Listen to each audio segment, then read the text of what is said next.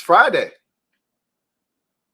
And we got football, man. We had some football yesterday. We got more of it today. We got more on Saturday, a little bit on Sunday. Feels good, feels good. We're going to break down the AFC North division. This is a hell of a division this year. And honestly, this division has a chance to be an enigma. We're going to talk about that in great detail today here on the LouieTeeNetwork podcast that starts now.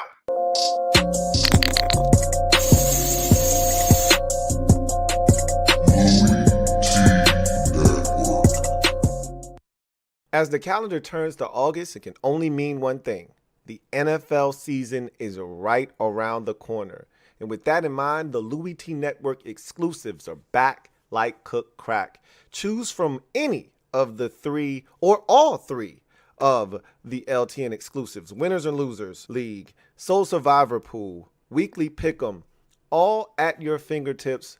Links are down in the description along with the video to help you sign up. Don't sit on the sideline. Get in the game. Who else could it be? Me, your man, Louie T. Welcome to the 355th installment of the LouieTeeNetwork podcast. I, of course, am your set man, Louie T. Thank you for joining me. Got a nice show set up for you on this beautiful Friday afternoon. Hope all of you are doing well and this video finds you in great spirits. With that said, football is back. Man, it felt good last night to just sit down and, albeit for about a quarter and a half or so for me, maybe, 2 quarters, it just felt good. Because the Hall of Fame game, I've already, expressed this to you. That game means absolutely zero for me, as a fan. It's not about the game itself. It's about what it represents. Now that you get to the actual first week of preseason, and I've already said this year in the preseason, it's going to be different. You're going to see teams putting their first team offense out on the field, I think, a bit more than we have in the past because there's been so much change in the NFL. Even with veteran teams, with veteran quarterbacks, they may have a new offensive coordinator like in Baltimore or like in Denver. Veteran quarterbacks maybe don't need the reps necessarily, but they need the reps in a new offensive scheme. So I think you're going to see more first teams out there. You got a lot of young quarterbacks playing this year, man. Jordan Love in Green Bay.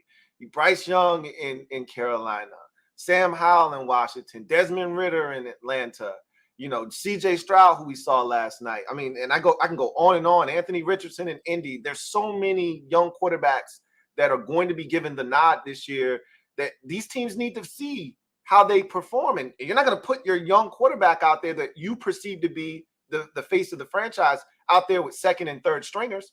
And somebody told me that's what the Texans did last night. I'm not sure. But if it was, that's pure negligence on their part.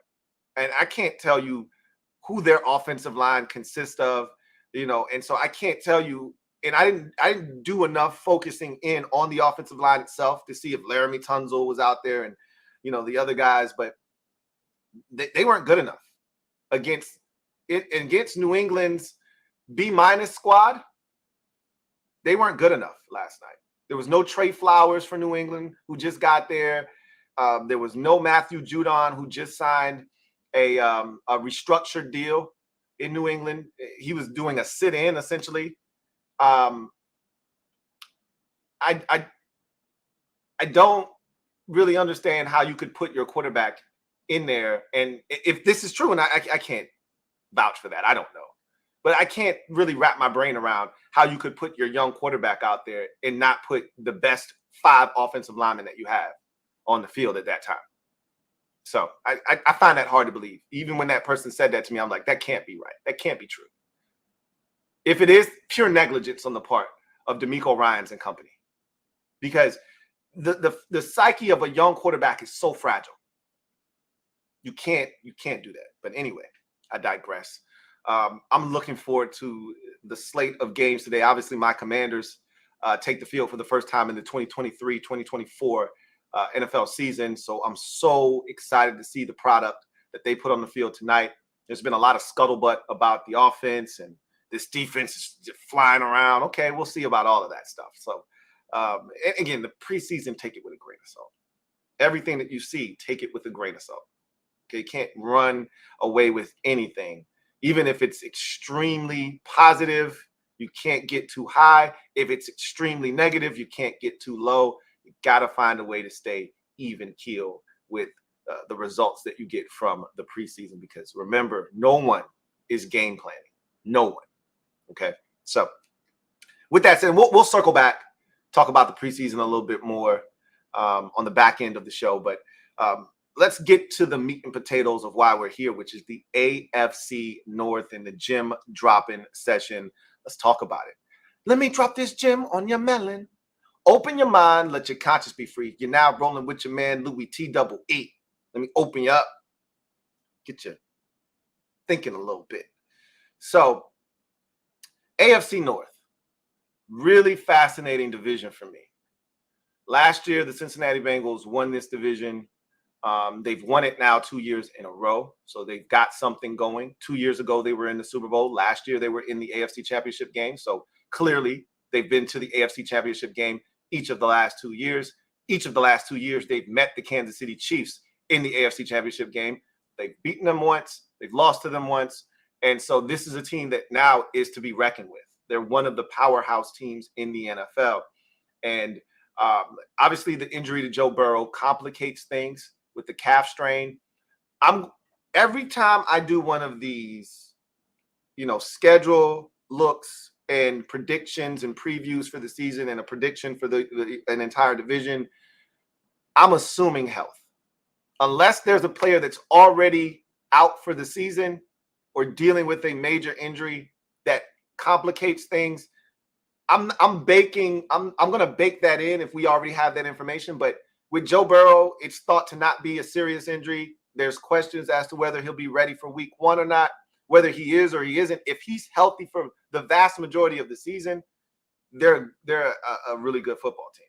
And so I'm just going to assume health for him. And so my prediction is based off of a healthy Joe Burrow.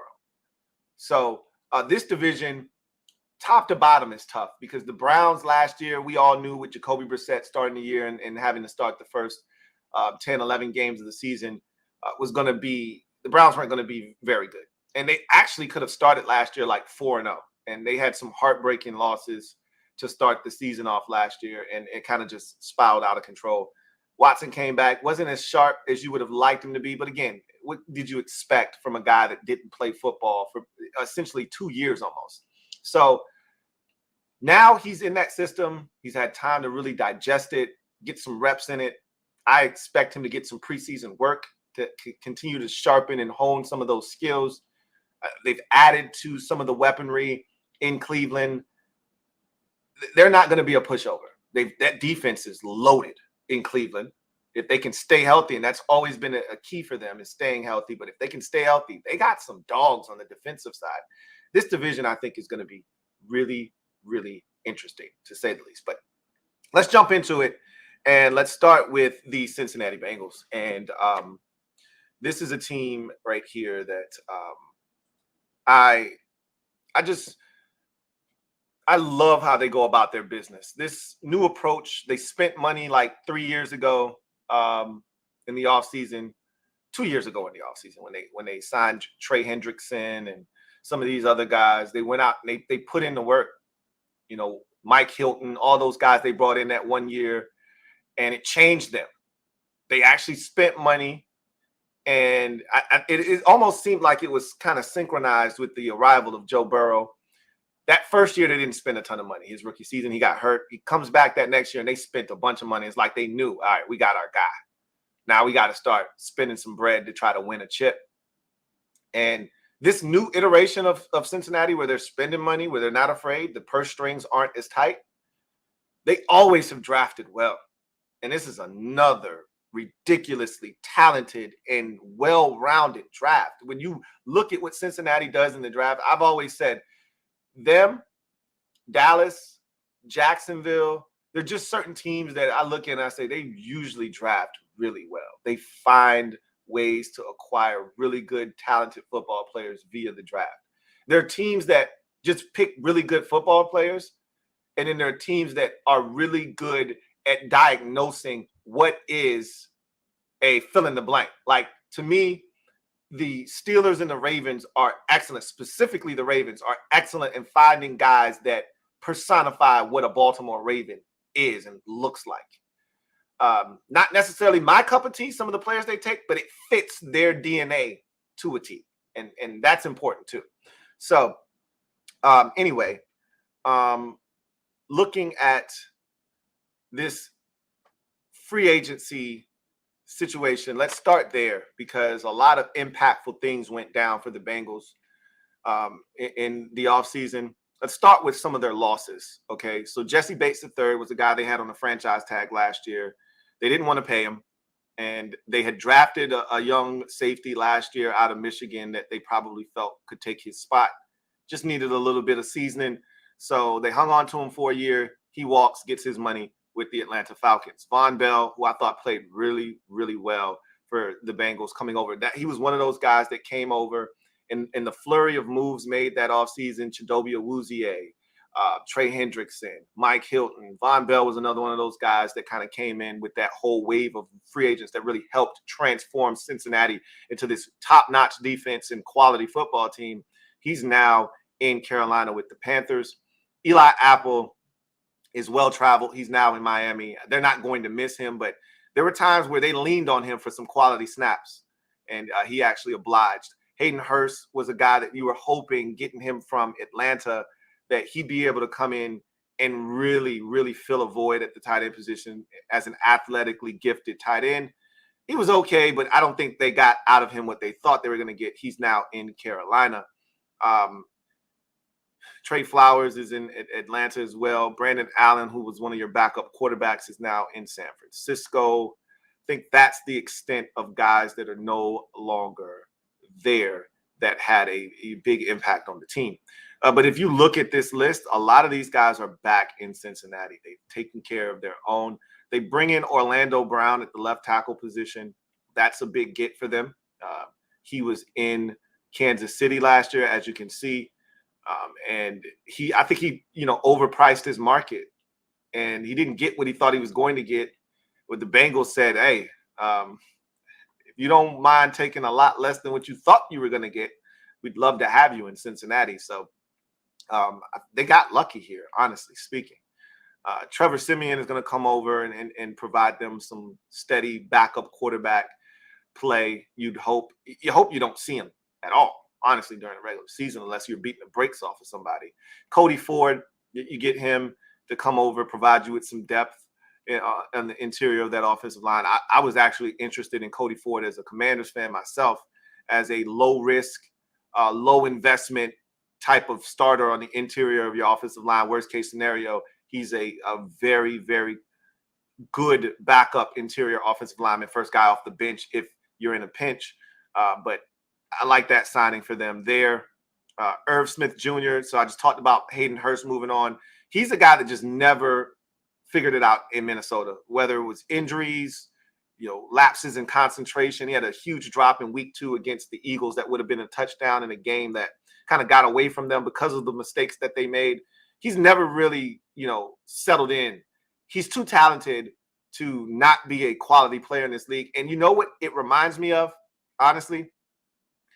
He could easily go to Cincinnati and be exactly for the Bengals what the former Giants first-round pick tight end went to Jacksonville, ended up being for them. I don't know why I can't think of his name right now, but Evan Ingram. What Evan Ingram ended up being for Jacksonville just needed to change the scenery. He's talented. The talent didn't go away. He didn't forget how to be a dominant pass-catching tight end. Just needed to change the scenery. Went to Jacksonville, had a career year. I could see the same thing happening for Irv Smith Jr. Leaving Minnesota where there was a ton of expectations that he never met, staying healthy, and being an absolute animal for the Cincinnati Bengals. I love this. This is a low-risk, high-reward type of proposition. As you can see, they got a lot of deals done with guys that needed to be back. Trey Hendrickson, they brought back. Joe Mixon took a restructured deal. They were prepared to cut him. He knew it, and he took a lot less to stay in Cincinnati.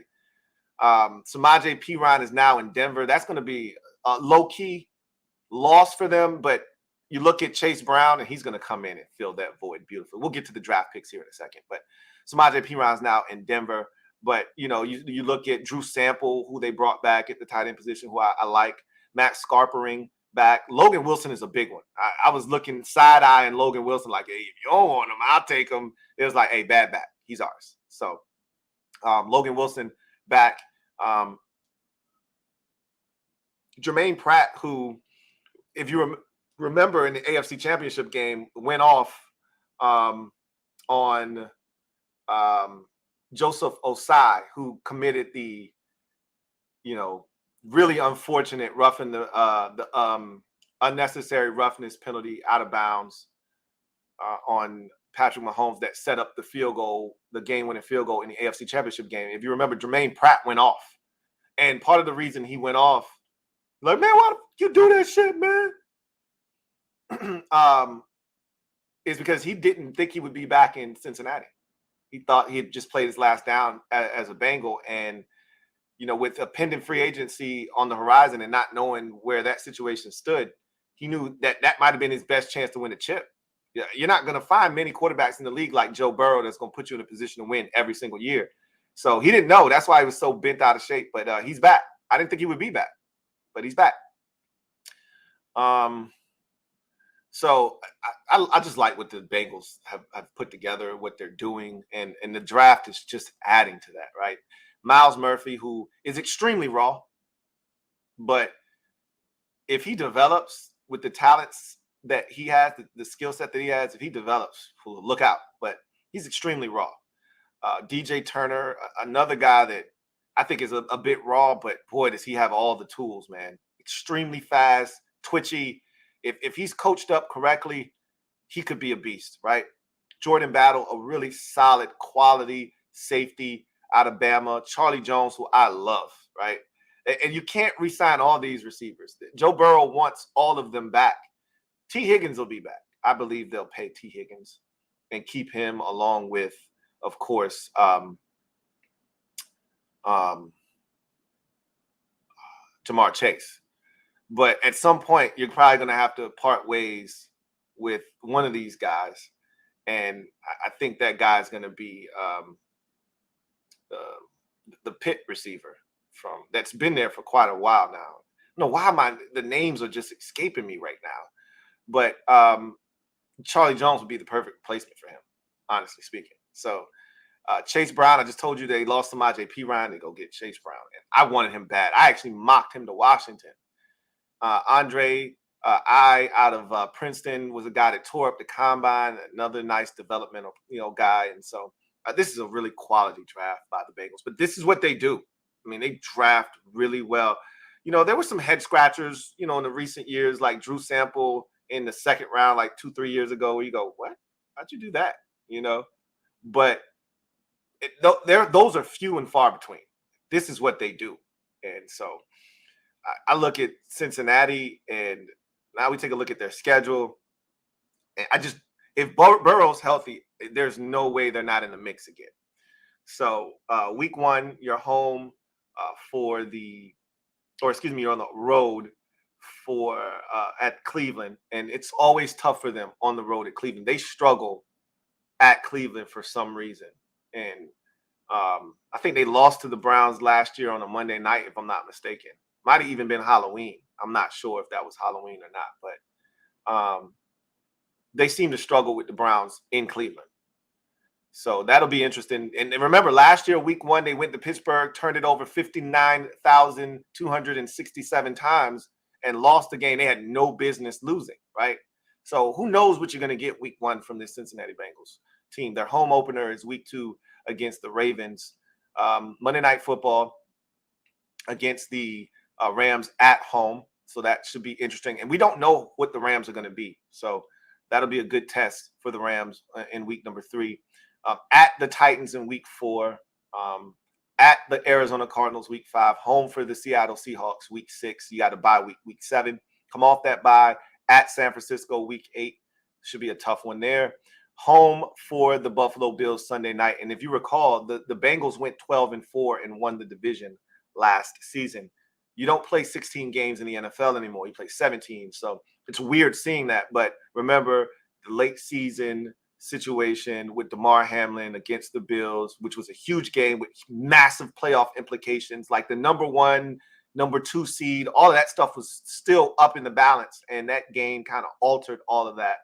So this is a big game here, week number 9. They're going to try it again on a Sunday night this time. It was a Monday night last year. This time it'll be on a Sunday night against the Bills, and we expect Buffalo to be in the mix along with Kansas City and this Bengals team, as we've seen the last 3 years. So that should be a big-time matchup in Week 9. Week 10, Houston at home. Baltimore, Week 11 on the road, Thursday night football. That's going to be a big one. We got these two locking horns last year early in the season on a Sunday night in Baltimore, if you recall, and that was a low-scoring affair that the Ravens pulled out late. So should be interesting to see how that game goes. You get the Steelers for the very first time in Week 12 at home. Jags at Jacksonville in week number 13 on a Monday night. That's going to be a great game because you got the young upstart Jacksonville Jaguars taking on a young Cincinnati team that's more established. But it's like looking in the mirror, like this is who you were just a year or two ago, and now they're the new kids on the block. So that should be fun. Indy week 14 at home, Minnesota week 15 at home, and that could go either way, Saturday or Sunday. Week 16 at Pittsburgh on a Saturday, and then at Kansas City. That I think is going to be for the number 1 overall seed potentially in the AFC. It could be, and anything could happen. Like Buffalo could explode, or some team we're not even thinking of could explode and take over. But I think this game right here could be for everything, and they're at Kansas City. A lot of times when they've played Kansas City in the regular season, it's been in Cincinnati, and the playoff games have been in Kansas City. The 2 regular season matchups, both in Cincinnati and the Jungle, both of the playoff games that they've had the last 2 years in Kansas City. So this is one of the first times they've met in the regular season in Arrowhead. That should be fun. Week 17, then week 18, you finish up the season with the team you started the season against in the Cleveland Browns. So when it's all said and done, with a healthy Joe Burrow, this team they're stacked, man. They're loaded, and they're loaded, armed for bear, and I can't see them not finishing atop this division. I got them going 12-5, matching their output from last year. They were a 12-win team last year. I see them winning 12 again this year. This is a much tougher schedule this year, and teams are much better. And I think they're going to have a couple of hiccups along the way, but playing the AFC West, or NFC West rather, is tough. And I just think they're going to slip up once or twice, but 12-5 is still good enough to be the AFC North champions, but it's not going to be easy. It's not going to be easy. So now we go to the team that finished second in this division last year, and that is the Baltimore Ravens. They were 10-7 wild card last year. Played these same Cincinnati Bengals in wild card weekend and should have beat them. Probably would have beaten them if you don't have a fumble by the quarterback in a pivotal spot and a 99-yard return for a touchdown. So that was a really, really painful loss if you're a Ravens fan. So looking at the Ravens, there are a lot of changes. One of the biggest changes that you don't see here is there's no more Greg Roman as the offensive coordinator. He's moved on, or they parted ways, I should say. And there was this whole saga. We know about the offseason with Lamar Jackson and the deal, and that's the biggest thing that you'll see here, right, is Lamar Jackson getting his new deal. But it's a new offense. And how Lamar Jackson adapts to this offense that's supposed to be more quarterback friendly, less of him as a runner, more of him as a pocket passer. We're going to see how he fares in an offense that may not, and I'm not saying that it doesn't, but may not necessarily fit his skill set. If he's evolved as a passer, if he's grown and he's ready, we'll see. We'll find out if he adapts and adjusts to this system. And it takes a while when you've been in a system as long as he's been in it, and now it's a change. It takes a little while to adapt and adjust. Let's look at all the losses from the Ravens this past year. So Tyler Boyd was the receiver that I think is going to be the one that ultimately is no longer in Cincinnati here shortly. I don't know. It just jumped in my head. Y'all know how that happens for me sometimes. So Marcus Peters is gone, and, he was aging. And I've always said this, the cornerback position is no country for old men. So they moved on from him. He dealt with some injuries too towards the tail end of his Ravens career. He's now a member of the Vegas Raiders. Calais Campbell, who was a veteran presence on the Ravens football team, and just a guy that created problems in the middle of the defense or offense, if you will. He's moved on to Atlanta. Chuck Clark, another veteran presence on the back end, now a member of the New York Jets. Justin Houston, veteran, could still find a way to get to the quarterback, now a member of the Carolina Panthers. So they've moved on there, but they could do that. They could move on from him because now they've got guys that are ready to step up. They feel like, at least. We'll talk about that here in a second. Josh Oliver is now a Viking. Demarcus Robinson is a Ram. Kenyon Drake is now a Colt. And Ben Powers, that's a big loss, is now a Denver Bronco. That's probably one of their biggest losses of the offseason, if you ask me. But looking at the guys that they've brought in, Nelson Aguilar comes over from the Patriots, and this might be a really good spot for him because in New England, anytime Nelson Aguilar has a lot put on his shoulders in terms of expectations, what he's supposed to be, like anytime he's pushing a number one or at a bare minimum a number two, he doesn't excel in that role. He struggles with that. But when you tell him, hey man, you third, fourth, fifth option, he's like, cool.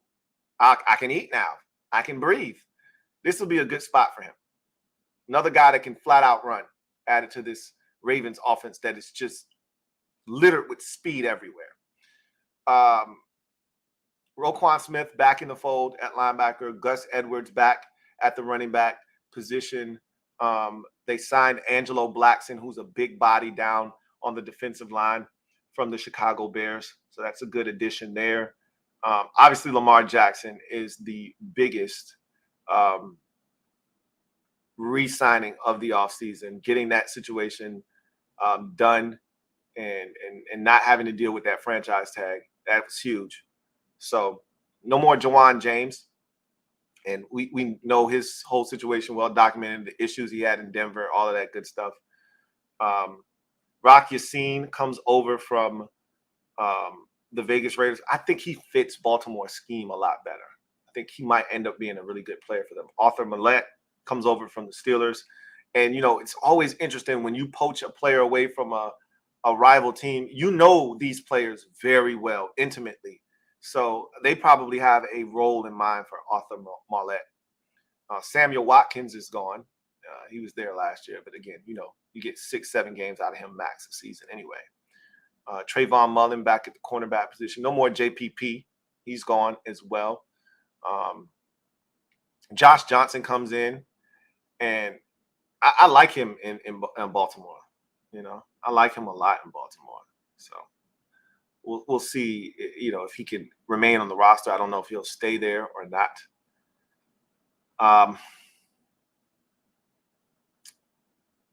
Let's see. Laquan Treadwell, interesting. I don't know if he's going to make the team, but that's interesting. Let's see. Tyler Huntley is back, and he was the guy that stepped in for Lamar last year, fumbled in the playoff game. but he's been a really solid backup for them. He remains in Baltimore. Sam Mustipher comes over from the Bears at center.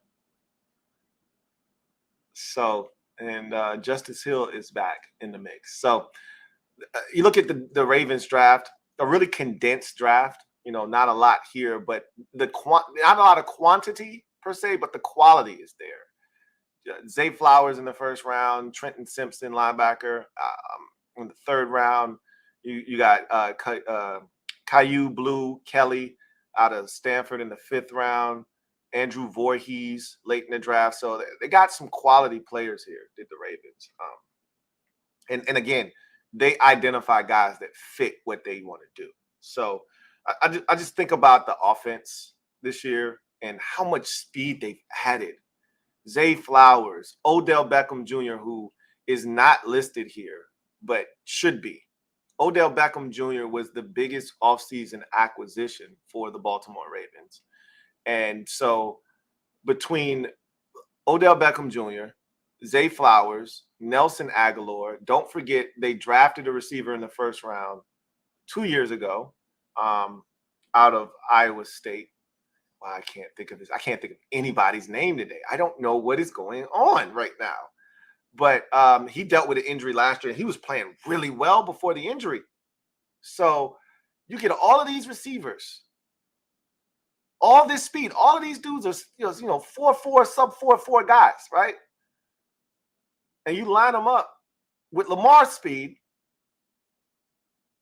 This could be a problematic offense if they can figure it out. With that said, let's go over to the schedule of the Baltimore Ravens and take a look. Week 1, they've got the Texans at home. And I'm going to tell you, I watched the Texans defensively yesterday, and I get it, it's preseason, don't want to overreact. But that's going to be that could be an interesting game in Week 1. If they come out sluggish, the offense has struggled in camp, they don't figure it out by Week 1. We always know the defense is ahead of offenses early in the NFL season. That could easily be a trap game. I remember last year the Ravens went to New York to play the Jets, and that Jets defense was very similar. That Jets team, as a matter of fact, very similar to this Texans team. Didn't really know about quarterback in the offense, but that was a defensive-minded head coach. Same, kind of defense coming from San Francisco, right? And they struggled last year on the road against the Jets. They pulled away late, but they were in a dogfight. I could see that game in Week 1 against Houston being exactly the same. They'll find a way to win because the Texans probably won't have enough offense.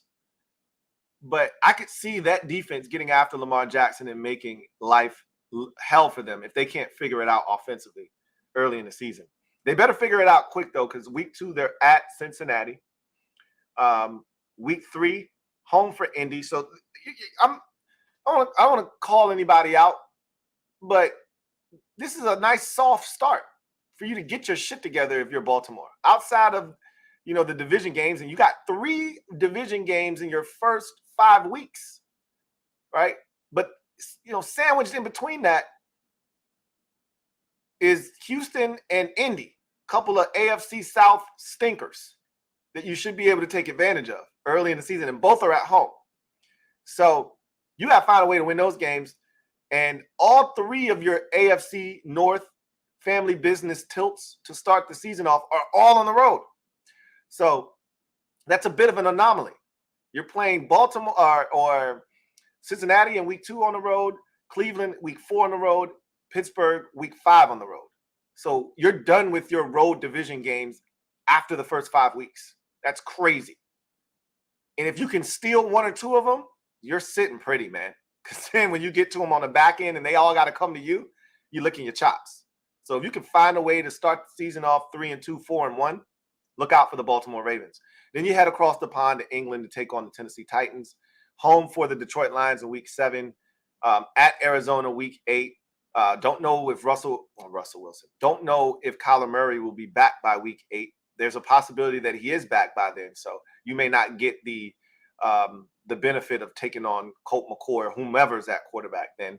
Week 9, you're home for Seattle. Week 10, you're home for Cleveland. Week 11, you're home for Cincinnati. So you can see you're getting that home cooking in the division, back-to-back weeks against teams in the division. Week 12, you're at the Chargers on a Sunday night.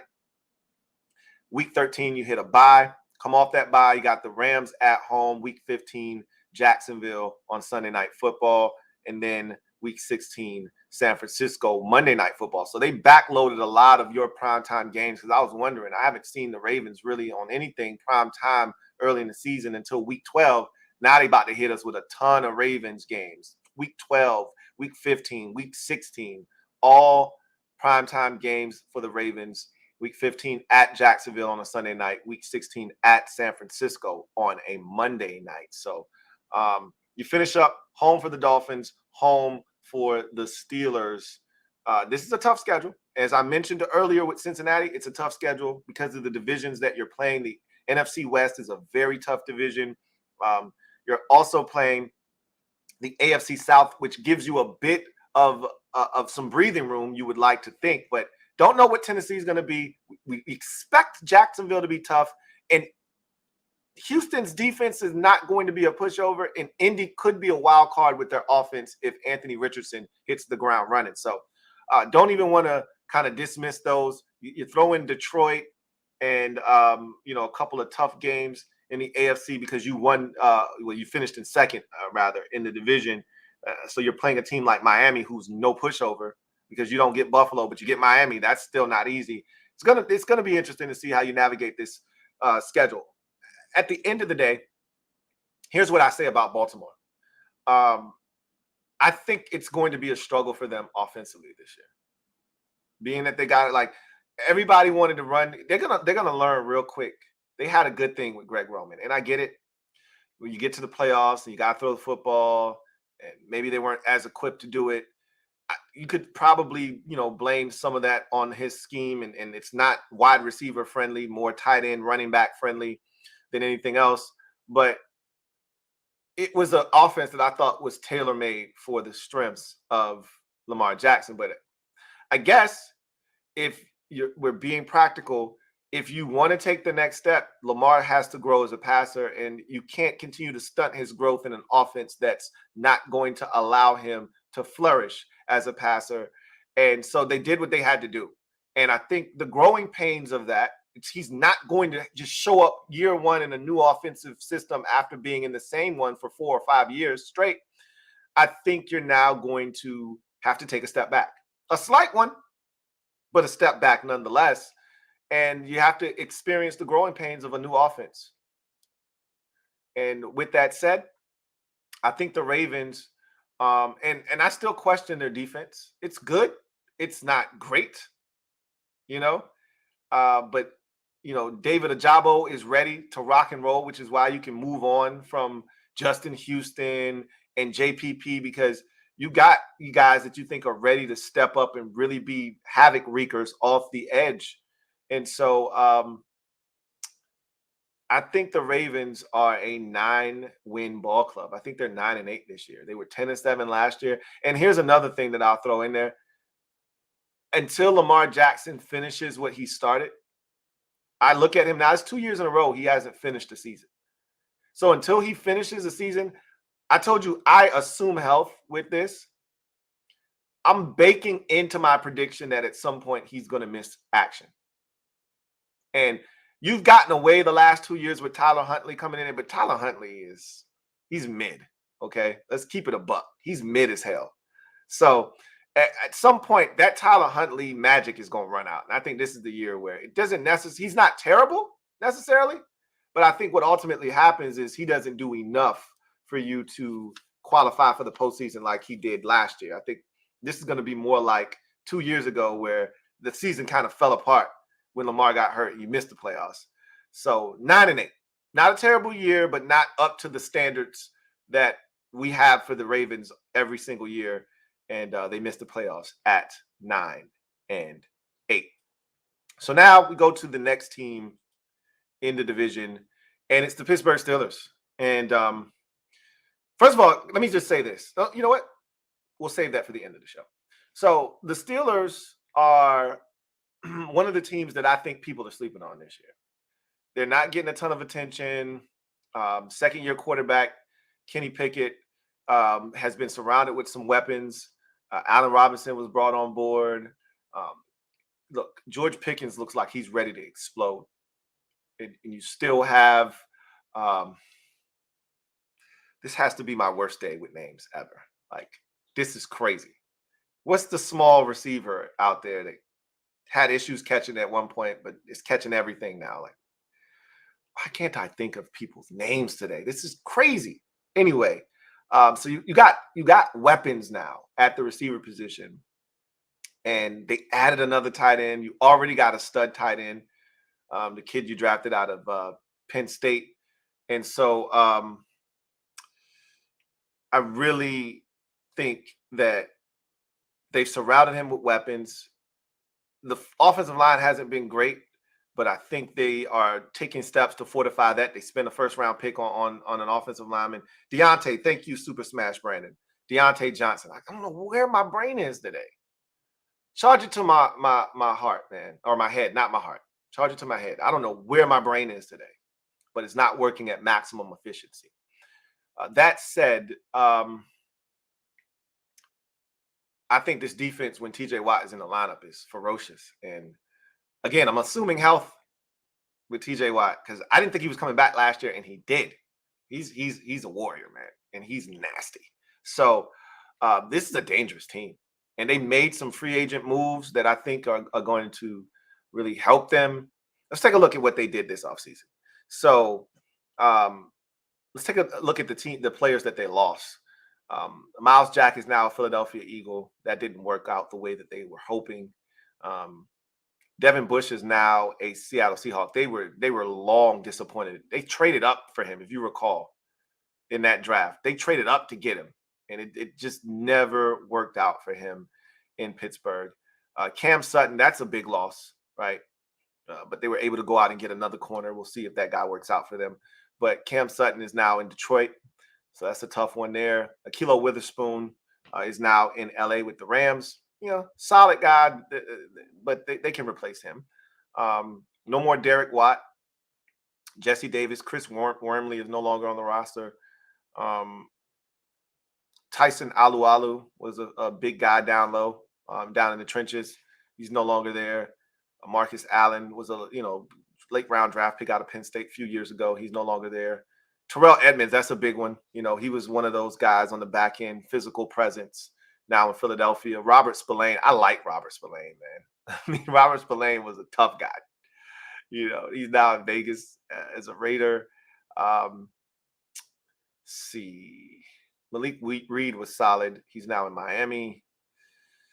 Let's see if there are any other notables. Trenton Scott was a backup utility offensive lineman. He's now with the Commanders. Steven Sims was a gadget guy, a return man. He did a little bit of everything for the Steelers. I don't think he's going to make that Texans roster. He may be back in Pittsburgh when it's all said and done, but he's gone. Let's see. Okay, so that's it. So now let's talk about the players that they've added. Allen Robinson is huge because it didn't work for him in LA for whatever reason. They never really truly integrated him into that offense. He's still got good football left in him. He's not the Allen Robinson that we knew 4 or 5 years ago in Chicago when he first got there, or even his latter years in Jacksonville when he was ascending as one of the premier receivers in the league. But he still can help an offense. And I look at him as a third option behind Pickens and Deontay Johnson. Allen Robinson as a third option is excellent. So I think this is going to be a good fit for him. Larry Ogunjobi is back. I really like Larry Ogunjobi. And if he's healthy, I think he's going to be good. Mitchell Trubisky is back as a backup.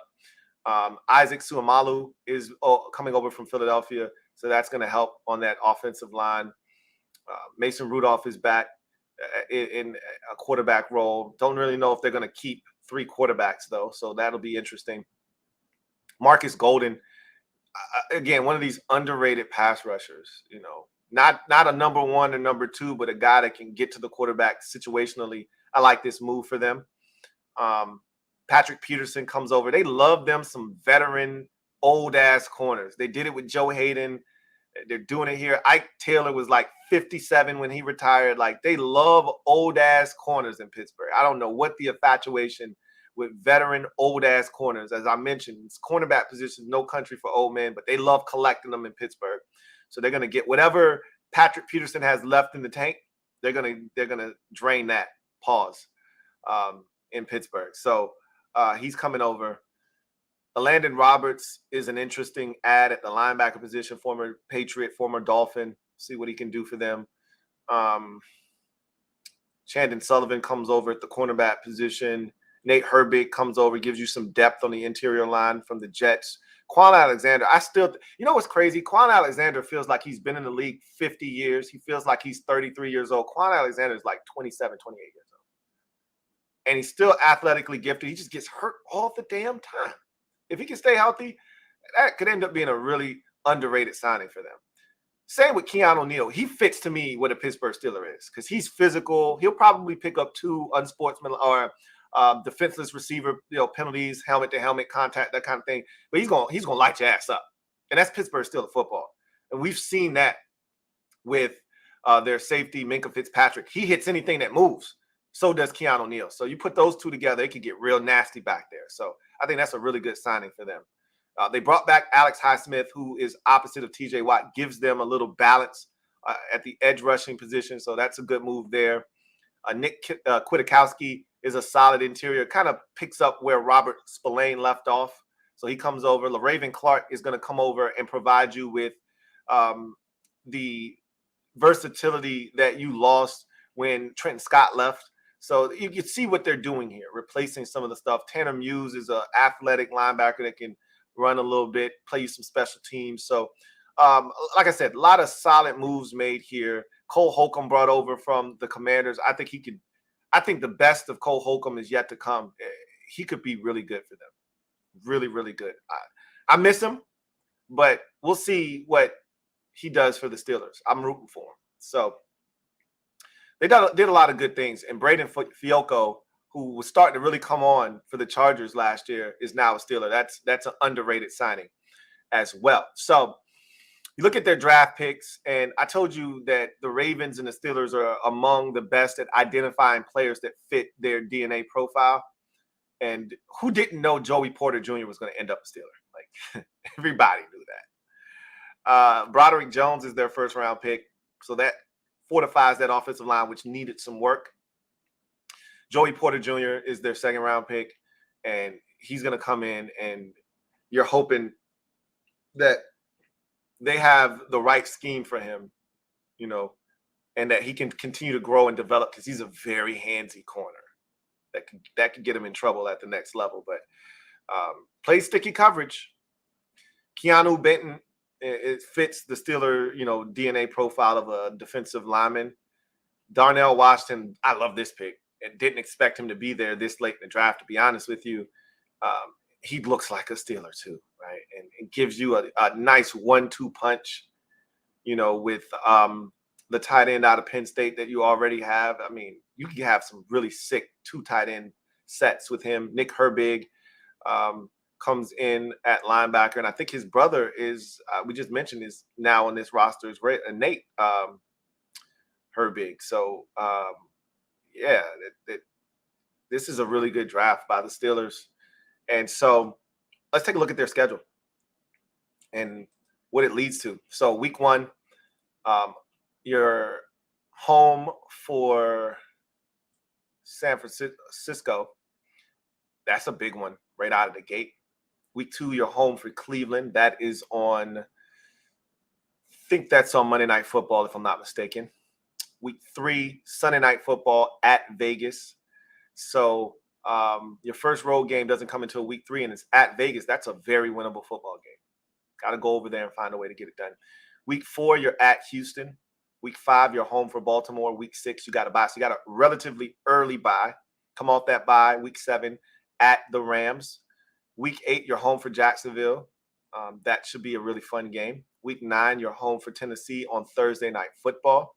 Don't know what the Titans will be by the time we get to week 9. We'll see. Green Bay, week 10 at home. So you got 3 straight home games in a row, okay? So that's a big stretch of football there. And looking at the schedule, we're 10 weeks in with a bye week. 1, 2, 3, 4, 5, 6.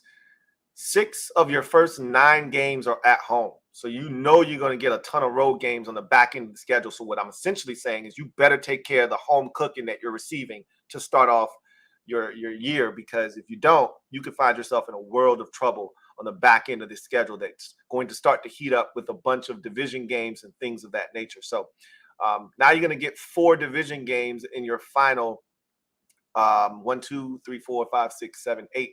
Half of your schedule on the back end are divisional opponents. Okay, so starts at Cleveland week 11, then at Cincinnati the following week. So you're going to make that tour of Ohio back-to-back weeks. Home for Arizona week 13. At home for New England on Thursday Night Football. So you got 2 Thursday night tilts during the course of the season, which is usually rare. You usually don't get 2 Thursday night games, but they're the Steelers. At Indy late in the season, week 15. Home for Cincinnati week 16 on Sunday Night Football. That's going to be physical and nasty, and I'm going to love it. Week 17, you're at Seattle, and then week 18, you're at Baltimore to finish up. So 3 out of your final 4 games are on the road. So it can get really tough, and you're going to be in a position where you're fighting for a playoff spot. You're going to have to do some work on the road. Indy, doable on the road. Seattle, doable on the road. Baltimore, going to be tough, but you guys don't respect each other's home turf. You'll go into Baltimore and win. They'll come into Pittsburgh and win. It's nothing. So this should be fun. I look at this Steelers team, and again, I'm assuming health. And if TJ Watt's healthy, this is a playoff team. Simple as that. That's the kind of impact that he has. And there aren't many defenders in this league that have that kind of an impact. Nick Bosa, TJ Watt, Aaron Donald, and even Aaron Donald, and he dealt with injuries too last year, but even he couldn't overcome all of the shit that was going on in LA last year. But TJ Watt makes a difference. And I think year 2 of Kenny Pickett, with the weapons they've surrounded him with, added a tight end, added another receiver. The run game with Najee Harris has a chance to be really good, especially with them adding to the offensive line and maybe creating a new line of scrimmage there. I like the Steelers. I think they're going to win 10 games this year. Improve on their 9-8 finish a season ago, which landed them in 3rd in this division. I got them finishing 10-7 and making the playoffs as a wild card. I like Pittsburgh this year. I really do. So let's wrap up the AFC North with the Cleveland Browns. And this is an interesting team because they added a lot of guys, and this defense is loaded. And they added some guys on the offensive side. I'm not sure about that side of the football right now. I'm not even sure that Deshaun Watson's a great fit for what Kevin Stefanski wants to do. So there's a lot of questions for me on the offensive side. I think defensively, they've got a chance to be really, really good. So let's take a look at what they did this offseason, starting with the players that they lost. So Deion Jones, they had traded for him late last season. It didn't work. Yeah, he's now in Carolina. John Johnson, who they had signed to a big deal just a couple of years ago, no longer a Brown, now with the Rams, back where he started his NFL career. Jacoby Brissett is now a member of the Washington Commanders. So you don't have that stability behind Deshaun Watson. We'll see. I'm pretty sure they signed a veteran quarterback somewhere in this mix. No Jadeveon Clowney, no Kareem Hunt. Those are 2 guys that are impactful players when healthy. The problem with Clowney was he was never healthy. Kareem Hunt wanted more money than I think they were willing to pay a backup running back, so he's now on the streets looking for work.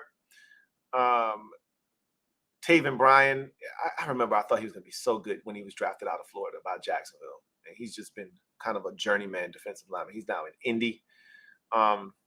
Chris Hubbard, right tackle, now in Tennessee. So that's going to be interesting. That's a loss. Joe Haig, no longer at right guard in Cleveland. So he's no longer there. Greedy Williams is now in Philadelphia at the cornerback position. Tristan Hill Okay, he's actually an addition, not a loss. Dearness Johnson was one of those, like, he might have been the best third back on a team in the NFL. He's now in Jacksonville. Stephen Weatherly no longer there. See if there are any more impactful losses. Not really. So now we get to the additions. Or Chase Winovich is no longer there, and I always thought there was a little bit more to him than what he's shown to his career through his career to this point. But nonetheless, let's look at the additions. Zadarius Smith is one of the biggest ones of the offseason. It gives you balance, as I've talked about earlier with TJ Watt and them bringing back Alex Highsmith. It just gives you balance when you got another guy on the opposite side that can get to the quarterback. And we know Zadarius Smith can do that at a high level when he's right. And so he's going to be everything for them that they hoped Jadeveon Clowney would be. He's going to bring that to the table to help out Myles Garrett. Dalvin Tomlinson is one of the better interior run stoppers in the NFL, physical guy in the mix. Brought back Anthony Walker Jr., who had a serious injury. Jakeem Grant is a guy that they brought back with a ton of speed and return ability. Double O comes over from the Texans. Let's see. Elijah Moore, that's another big get. Trading for Elijah Moore this offseason gives them speed. I think he's another guy that just needed to change scenery. For whatever reason, it wasn't working in New York. I loved him coming out of Ole Miss. I think there's a lot of good football in front of Elijah Moore. If they can get him to play confident ball, like I know he's capable of, he could turn into a beast. Similar to what the Steelers have in Deontay Johnson, I could see Elijah Moore morphing into that type of a receiver. Let's see. Marquise Goodwin is another guy that can flat out run. He just can never stay healthy. When he's healthy, he's a problem because he gets behind defenders and takes the top off the defense. Tristan Hill comes over on the defensive line. Ethan Posick is back at center. That's a good re-signing there. Juan Thornhill is another big signing. They had quite a few this offseason, did the Browns. But Juan Thornhill coming over from Kansas City gives them, you move on from John Johnson, you bring in Juan Thornhill, and they probably feel like they upgraded that position with that signing. Matthew Adams comes over from Chicago at the linebacker position, gives them some depth there. Maurice Hurst comes and gives you some depth. Joshua Dobbs is the veteran that they signed to back up Deshaun Watson. Not a bad guy either. And he showed well in the absence of Ryan Tannehill last year in Tennessee towards the end of that season. So that's a solid signing there.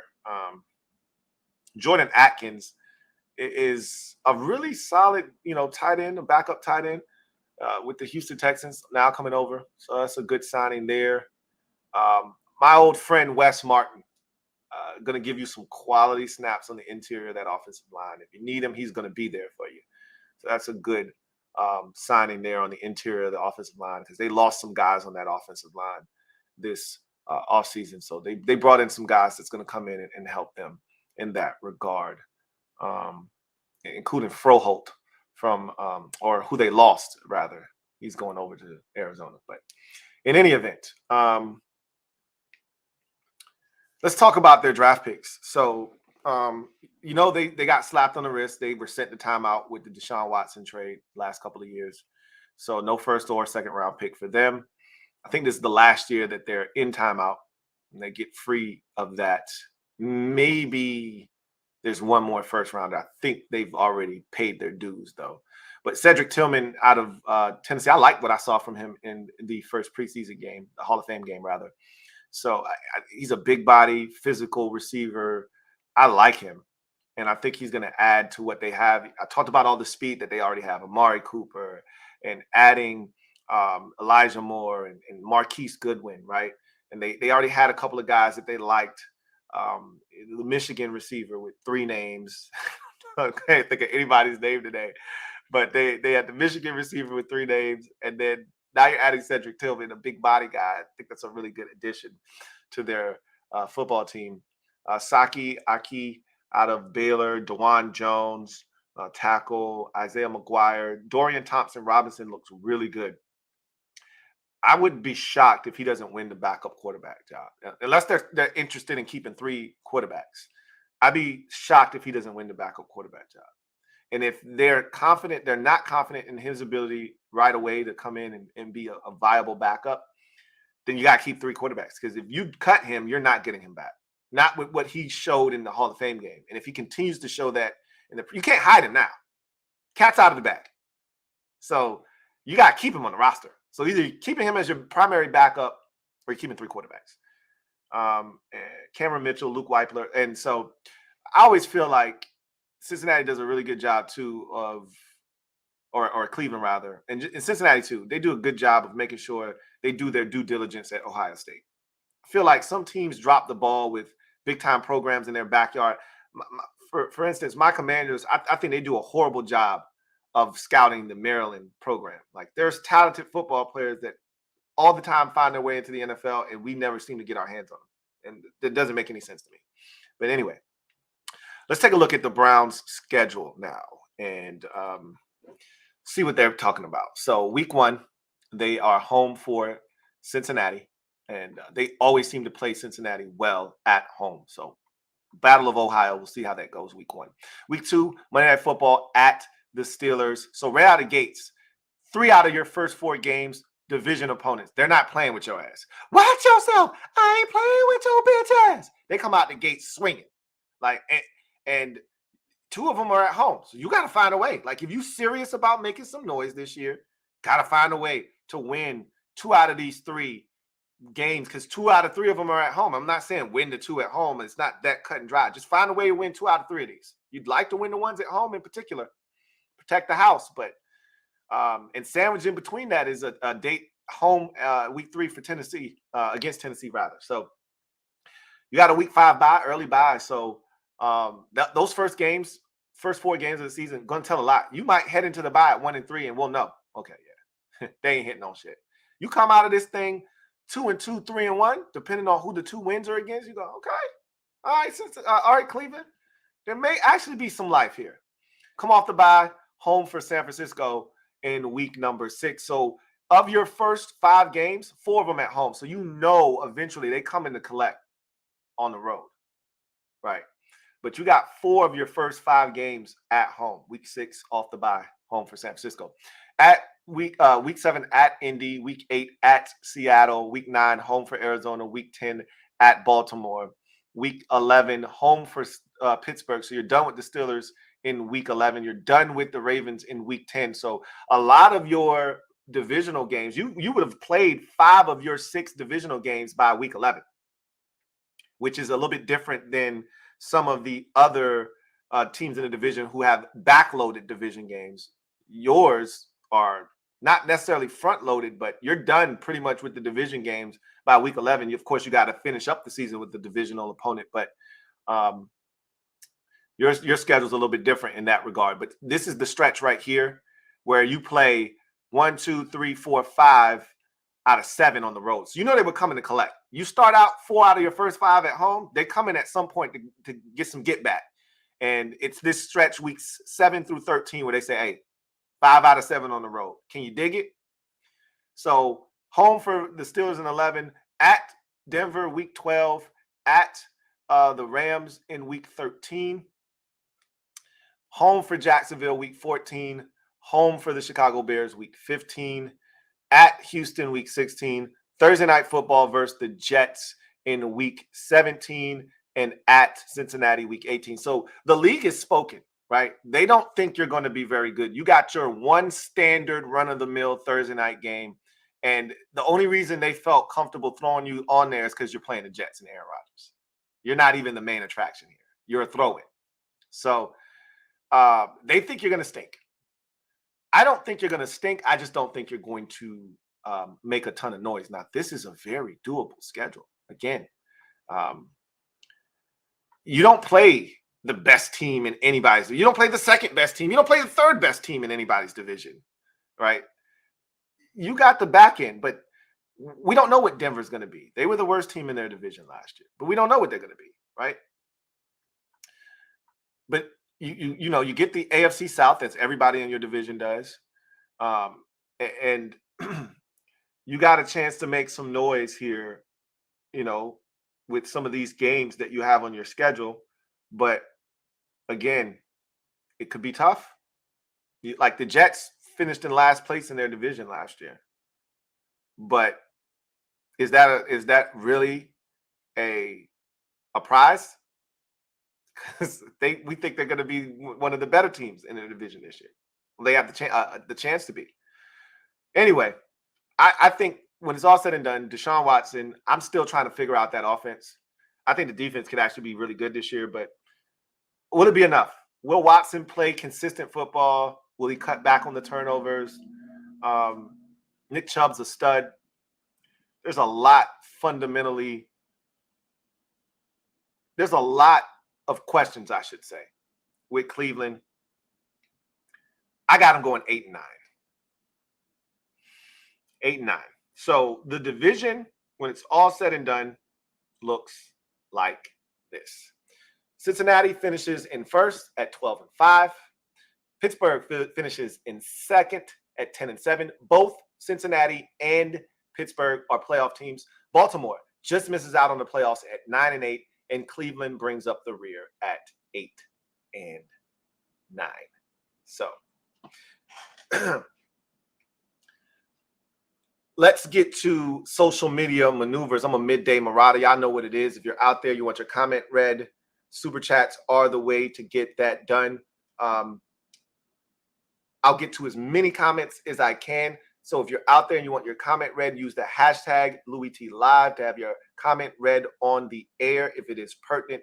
We'll get to as many of those as we can, time permitting, but I cannot guarantee you. The only way I can guarantee you that your comment is read is if you super chat. So with that said, let's get to the comment section and just talk about what you guys want to talk about. Rosario Satar Poleski, thank you for the super chat.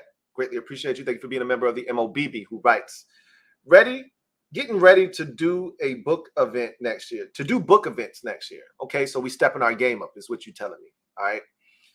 Made a PowerPoint presentation for event. Thanks for all the positive, engaging content. NHO. Hey, thank you for continuing to push the envelope, right? Continue to put yourself in positions to grow, right?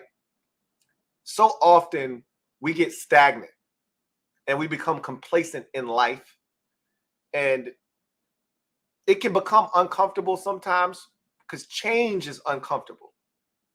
But in order to grow, you got to be willing to be uncomfortable and put yourself, and that's the stage of life that I'm in right now. I've got to be willing to go outside of my comfort zone and be uncomfortable in order for me to take the next step. And I've reconciled that in my brain, and I know what I got to do, and now I got to go execute. And I like to see you doing the same thing. So congratulations to you.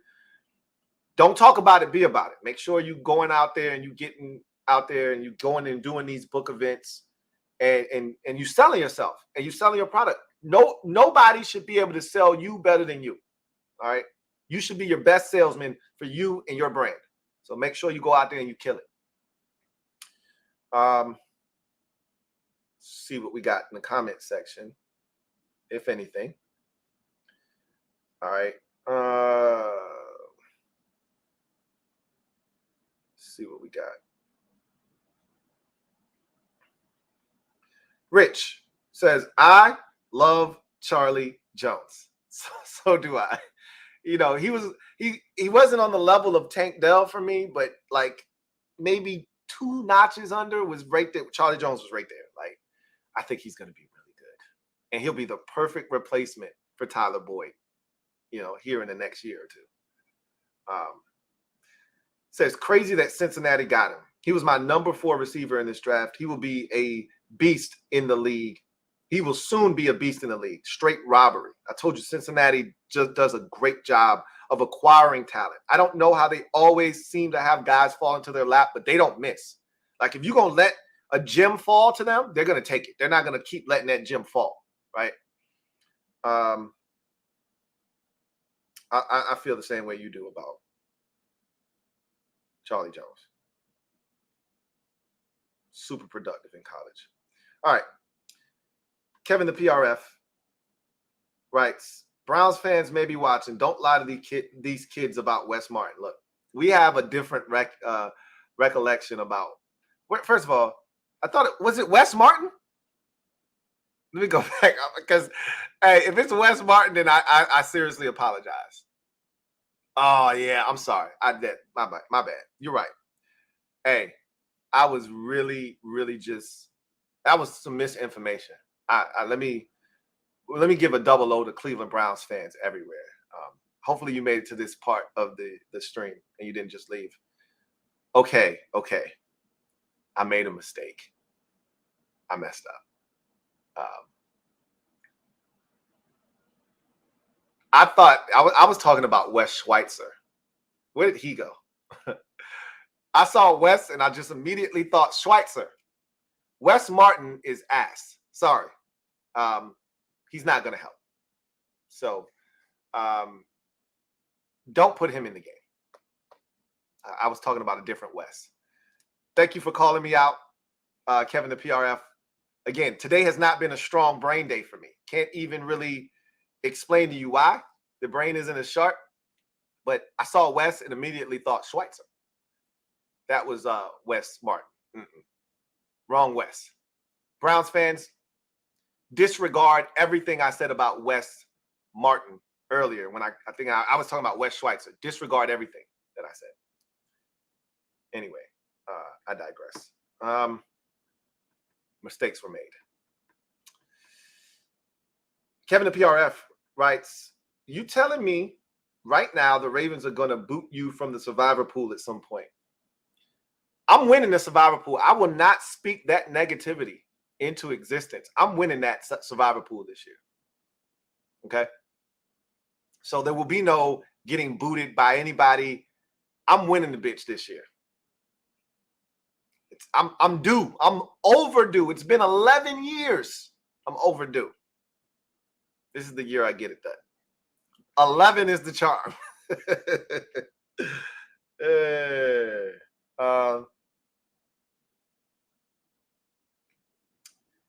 Let's see. Okay, so Wes Schweitzer is with the Jets. That's what I'm being told. Good spot for him. William, my not, writes, you are 100% correct about the Commanders in Maryland. It's like they are allergic to Maryland players. I don't understand it. They're right in your backyard. It doesn't take a ton of work to just head over to the campus and figure out what the hell is going on. And for whatever reason, they don't. And I get it. The Ravens are closer than Washington. It doesn't matter. You're right there. You're hop, skip, and jump up 95. Go and figure out what kind of talent they're producing and see if any of those guys fit a need that you have. Even in an undrafted situation, you would think that more undrafted Maryland players would occupy the roster, but it just doesn't happen for whatever reason. And good Maryland players, and now that they've got Loxley as their head coach, who is a master recruiter, they're going to have talented football. We saw it last year. We saw the byproduct of it, right? We saw how many guys got drafted in the first 3-4 rounds out of Maryland. That's going to be a norm here moving forward. I just hope that they do their due diligence. But anyway, I digress. So,